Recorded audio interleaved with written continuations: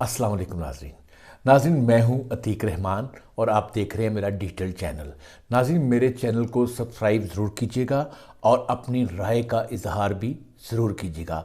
नाज़रीन, आज इमरान खान ने हस्बे रवायत कौम से खिताब करते हुए महंगाई के तूफ़ान के बारे में बात की है और पहली दफ़ा इमरान खान ने तकरीर के अंदर चीज़ों के रेट बताए हैं। मतलब मेरे दौर में दाल का रेट क्या था, मेरे दौर में टमाटर का रेट क्या था, मेरे दौर में मुर्गी का रेट क्या था और अब क्या है। लेकिन खान साहब जब खुद वज़ीर आज़म थे तो वो कहते थे कि मैं को वज़ीर आज़म ये चीज़ें महंगी सस्ती करने के लिए नहीं बना, मैं तो बड़े कोई वसी तर मतलब आलमी लेवल के लिए पाकिस्तान की इज्जत और रिस्पेक्ट के लिए वज़ीर आज़म बनाऊँ और वो इंटरनेशनल मैं लीडर हूँ, इसलिए मुझे ये टमाटर आलू प्याज के रेट का ना बताइए। लेकिन आज खुशी की बात यह है कि अपोजिशन में होते हुए इमरान खान ने सारी दालों के रेट, फिर मुर्गी का रेट, फिर टमाटरों का रेट, फिर आलूओं का रेट, उसके बाद फिर चीनी का रेट, उसके बाद जनाब आप देखें ये फिर पेट्रोल का रेट, फिर डॉलर का रेट, जितने भी रेट हैं, जो रेट इमरान खान की हुकूमत में थे, इमरान खान बता रहे हैं कि मेरी हुकूमत में ये रेट थे, अब ये हुकूमत जो आई है, ये 8-9 महीने से जो हुकूमत आई है उसके इस हुकूमत में रेट ये हो गए हैं। लेकिन काश कि इमरान खान अवामुन्नास को, कौम यूथ को ये भी बताते कि जब वो 2018 में आए थे तो उस वक्त चीज़ों के रेट क्या थे। मैं बताता हूँ आपको, चीनी का रेट क्या था, 55 रुपये, 50 रुपये। आपके दौर में चीनी का इस कदर बहरान आया, इतना बड़ा स्कैंडल बना और ये चीनी चोरों ने, जिन्होंने पहले चीनी एक्सपोर्ट की फिर इंपोर्ट की और इतनी महंगी चीनी 140, 150 तक, 150, 160 तक चीनी आपकी हुकूमत में गई थी, आपकी हुकूमत गई। लेकिन ये हुकूमत जो है इसमें देखिए चीनी नहीं बढ़ने दी इन्होंने। चीनी का रेट आप देखें कैसा इन्होंने कंट्रोल किया हुआ है, इन्होंने चीनी बढ़ने, आपकी हुकूमत में चीनी का इतना बड़ा स्कैंडल बना लेकिन इस हुकूमत ने चीनी नहीं बढ़ने दी। अब आते हैं हम दूसरी चीज़ों की तरफ।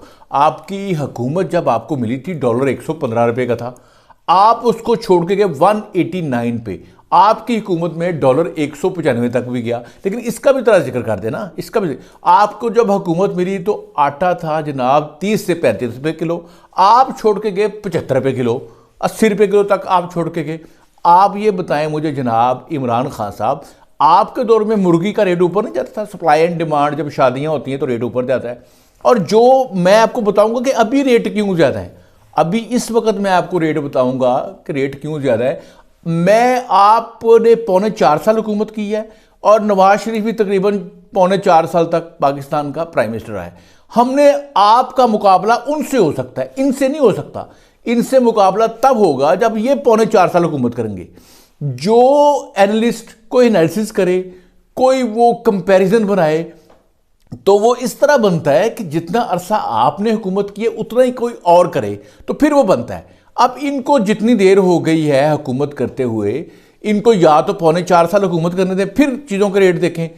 फिर मैं बताता हूँ अभी आपको कि ये रेट अभी क्यों ज़्यादा है। लेकिन 2017 में जो आपको चीज़ों के रेट मिले थे, जिस भाव घी था 150, 150 रुपये किलो, और आपकी हुकूमत में 500 तक गया, 450 तक गया, गया कि नहीं गया। उसके बाद आपकी हुकूमत में चावल का रेट क्या था और पिछले PMLN की हुकूमत में रेट क्या था। पेट्रोल, नवाज शरीफ की हुकूमत में जो पेट्रोल था वो 65 रुपये लीटर तक था, वो आपको 87 पे मिला, आप उसको 150 पे छोड़ के गए। मैं बताता हूँ वो क्यों छोड़ के गया 150 पे और कितना देना चाहिए था आपने। अच्छा, IMF से जो एग्रीमेंट था PMLN की हुकूमत ने उसको पूरा किया, उसको कामयाबी से मुकम्मल किया 2016 में। उसके बाद IMF से एग्रीमेंट आपने किया और IMF से जो एग्रीमेंट आपने किया है उसके बाद उन शराइत पे आप कर्जा लिया, आपने उनकी शराइत पे अमल नहीं किया, काम नहीं किया। और जब देखे जी हम बड़ी तरक्की कर रहे थे, खान साहब हमेशा कहेंगे हमारा GDP ग्रोथ 6% था।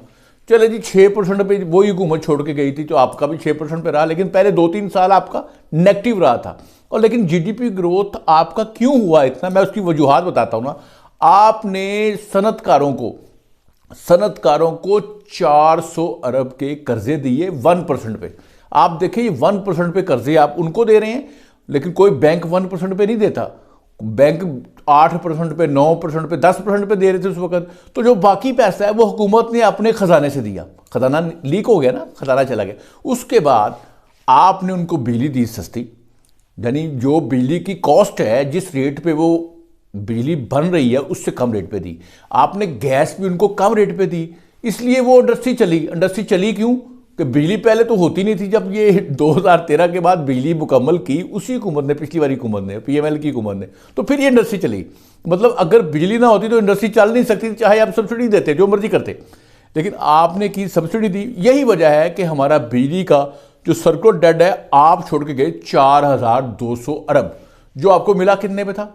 तकरीबन 600-700 अरब पे मिला था आपको। उसके बाद गैस का सर्कुलर डेट आप छोड़ के गए जनाब तकरीबन 1600 अरब, जो कि पहले जीरो था।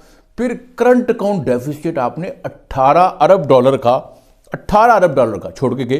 फिर ये 400 अरब जो आपने सनतकारों को 1% पे दिया था, इसका पैसा किधर से आना था? कौमी खजाने से ना। फिर बाहर से 250 रुपये लीटर पेट्रोल लेके तो 150 रुपये आपको पता चल गया कि आपकी हुकूमत जा रही है। आपने आईएमएफ से एग्रीमेंट किया था कि आप ये 40 रुपये 30 रुपये पेट्रोल बढ़ाएंगे। आपने क्या किया? 10 रुपये कम कर दिया। ये जो पेट्रोलियम कंपनीज हैं उनका 700 अरब रुपया इकट्ठा हो चुका था, वो इस हुकूमत ने आके पे किया। देखिए इकोनॉमिक्स ये है, आपको जो चीज़ जिस रेट पे कॉस्ट कर रही है उसको आप लोगों को दे। अगर आप साथ साथ पास करते जाते ये चीज़ें, तो अभी ये महंगाई का तूफान ना आता। मतलब आपने आईएमएफ से एग्रीमेंट किया और इंटरनेशनल मार्केट में ऑयल प्राइसेस बढ़ी, एलएनजी की प्राइसेस बढ़ी। जूं वो प्राइस बढ़ रही थी आप लोगों पे पास करते, ये सर्कुलर डेट इकट्ठे ना होते, ये हमारा खजाना खाली ना होता। ये आपने जो सिर्फ एक्सपोर्ट बढ़ाने के लिए इनको, मतलब आपने कोई 6-7 अरब डॉलर की एक्सपोर्ट बढ़ाई है, लेकिन इस एक्सपोर्ट को बढ़ाने के लिए आपने 18 अरब डॉलर की इंपोर्ट बढ़ा दी थी आपने। मतलब पाकिस्तान की जो एक्सपोर्ट थी पहले वो थी अप्रॉक्सीमेट को 25 अरब डॉलर, आपके दौर में 31-32 अरब डॉलर चली गई। ठीक है जी, 6-7 अरब बढ़ी ना। लेकिन आप इससे पहले जो इंपोर्ट थी वो 54 अरब डॉलर थी, आपने उसको ले गए 72 अरब पे। तो फिर फायदा क्या? फायदा ऐसे एक्सपोर्ट बढ़ाने का?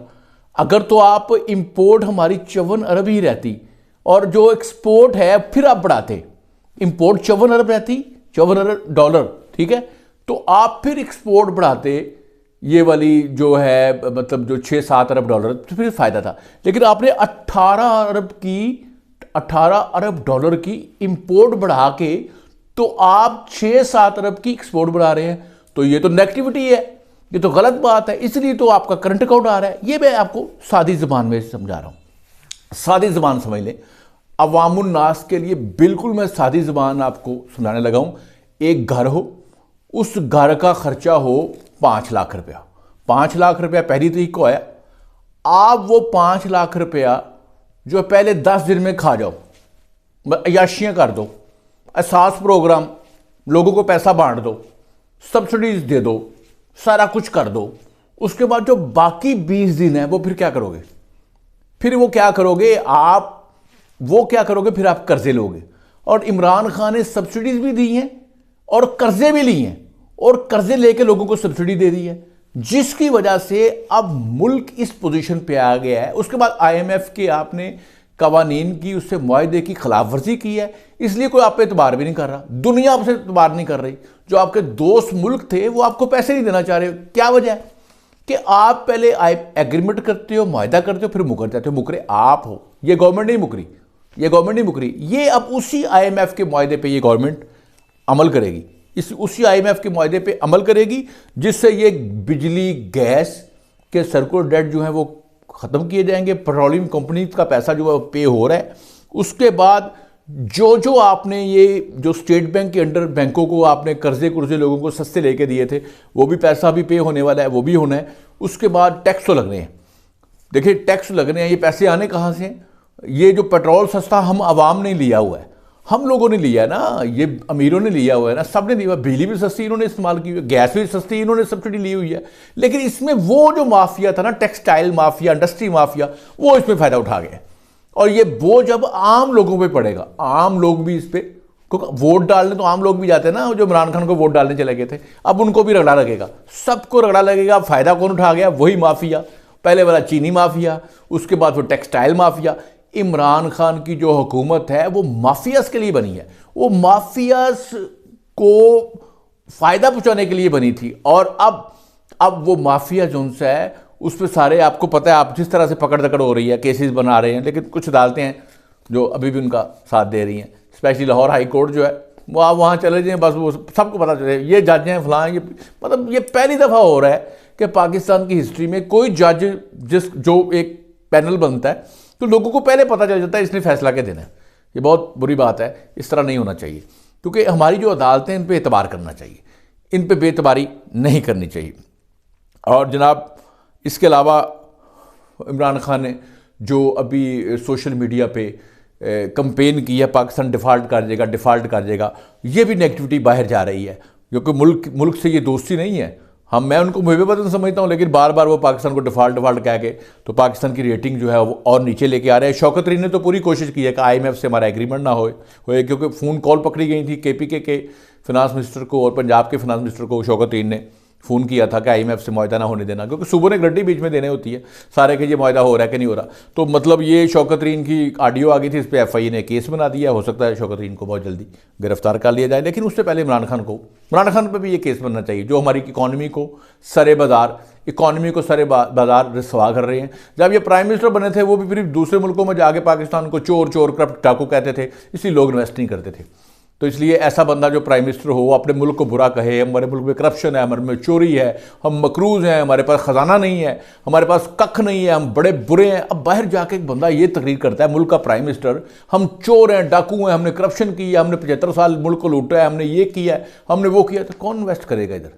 कौन करेगा इन्वेस्ट? बताए मुझे। कोई भी नहीं करेगा। इसलिए ऐसे मैं भी ये बात कहता हूँ, जिस तरह ख्वाजा आसिफ ने कहा है कि इमरान खान ने जो पैड अपनी टांग पे बांधा हुआ है ना, अपने मुंह पे, बल्कि हेलमेट भी साथ और पैड रख के मुंह पे हेलमेट बांध देना चाहिए और अपना मुंह बंद करना, या अपने मुंह को सलेंसर लगाएं, इसको खामोश करें जनाब। अपने मुंह को, आप पाकिस्तान के ख़िलाफ़ पता नहीं किसके एजेंडे पे काम कर रहे हैं।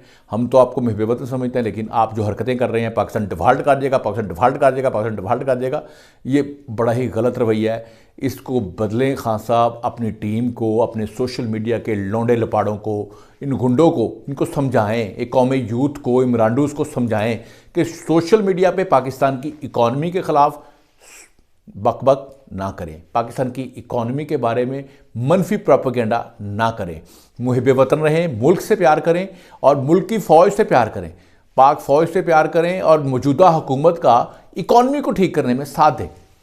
ये महंगाई करनी पड़नी है ना, ये आपकी वजूहात हैं। आप आए थे ना साजिश कर दी 2017 में, कितनी महंगाई थी।